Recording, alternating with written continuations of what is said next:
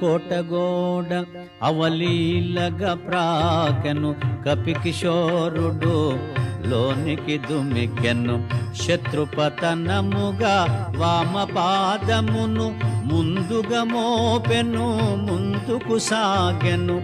ఆణి ముత్యముల తోరణాలు గల రమ్యతరమైన రాజవీధుల వెన్నెలలో లంకాపురి శోభను శోధనగా హరేషుడుగాంచెను.